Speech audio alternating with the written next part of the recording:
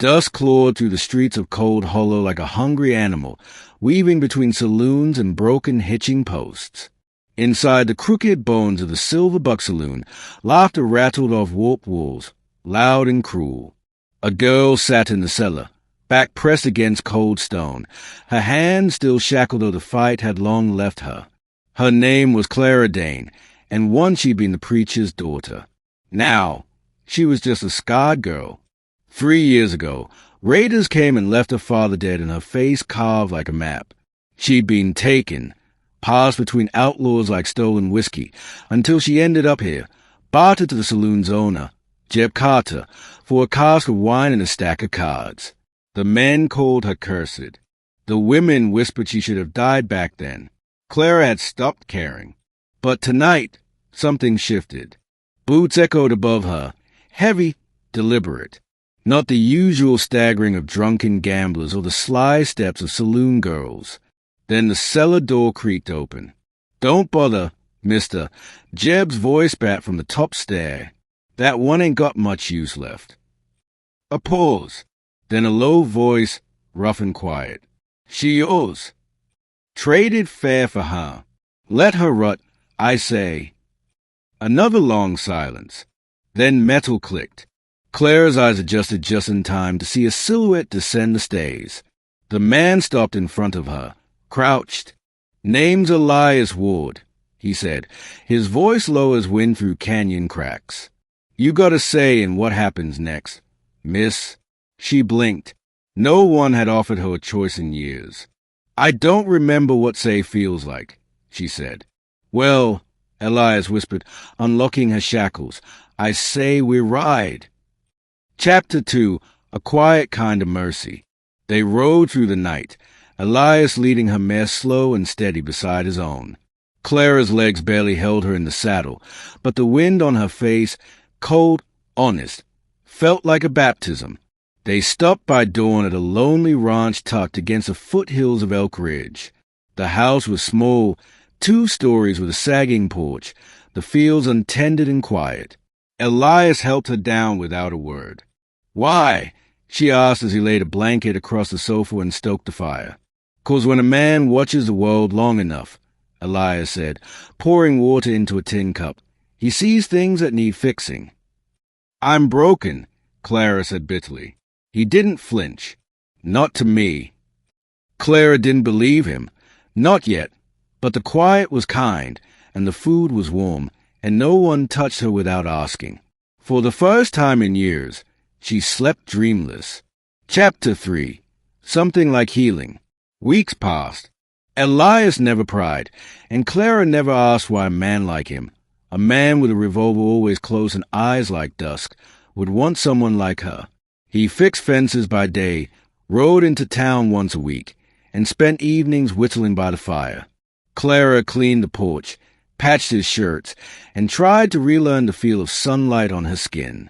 Her scars stretched along her left cheek like river cracks, ugly to others, but Elias never stared. When he looked at her, it was as if he saw something underneath, something still whole. One morning, he left early and returned with a gift, a book of pressed flowers and poems. "I saw it in town," he said. "Shy. Thought you might want it." Clara opened it and her breath caught. Inside, a lilac just like the ones in her mother's garden. Tay spilled before she could stop them. "Thank you," she whispered. He touched her hand briefly. "You ain't broken, Clara. You're surviving." Chapter 4. Guns and Ghosts. But peace never stayed long in the West. A month later, Cold Hollow buzzed with trouble. The Red Hounds, the same gang that once held Clara, had returned. Worse, they'd learned she was alive. Jeb, bitter and broke, had told them where to find her. They came at dusk, 6 of them, kicking up dust as they rode up to the ranch. Clara froze on the porch, shotgun in hand. Elias stepped out beside her, revolver already drawn. "Inside," he told her. No, her voice was steel. "I'm done hiding."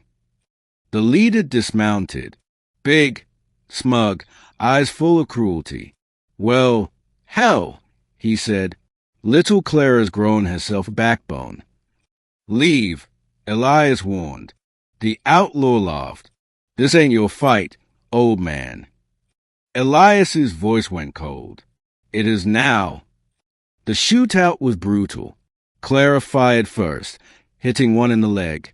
Elias dropped two before a bullet caught his shoulder. Clara ran to his side as the last outlaw fled into the trees. "You're hit," she gasped, pressing cloth to the wound. He grunted. "You're safe. That's what matters." Clara held his face in her hands, her tears hot. "Don't you dare die on me, Elias Ward." He smiled faintly. "Wasn't planning on it, Clara Dane." Chapter 5. The Asking. Elias healed slow.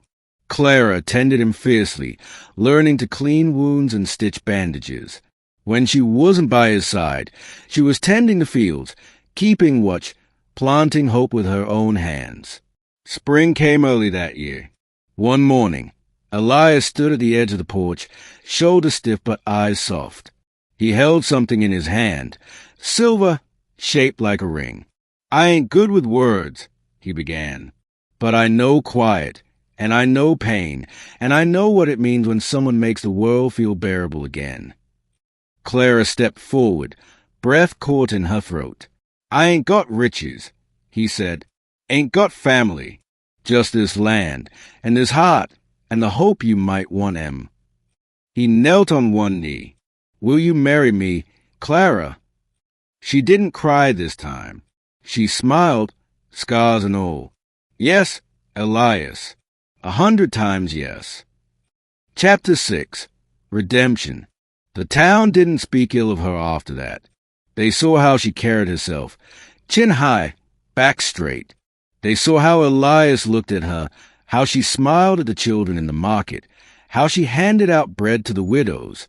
When Jeb Carter was found in the desert weeks later, robbed and alone, no one asked who'd left him there. Justice in the West didn't always wear a badge. Clara and Elias married in the little chapel by the creek. She wore white, her veil pinned with lilacs. He wore a clean shirt and nervous smile. As they said their vows, Clara reached up and traced his jaw. "You saved me," she whispered. He shook his head. "You saved me, Clara. You gave this old rancher a reason to wake up." And when he kissed her, the town cheered. Even the wind seemed to sigh in relief. Chapter 7. A New Beginning. Years passed, and the ranch bloomed. Children's laughter echoed off the hills. Clara taught them to read beneath the cottonwood tree. Elias taught them to ride. Strangers still came now and then, but the ranch was watched by eyes sharp and loving. Clara often walked to the porch alone at dusk, watching the sky blush red over the horizon. She ran her fingers across the scars on her cheek and didn't flinch anymore. They were proof she had lived, proof she had endured. And when Elias came out to wrap an arm around her waist, pressing a kiss to her temple, she leaned into him and whispered, "I'm glad you came to that cellar." His hand tightened around hers. "I'd do it all over again." In a town that once traded her for wine, Clara had found a man who begged for her hand, and she never let go.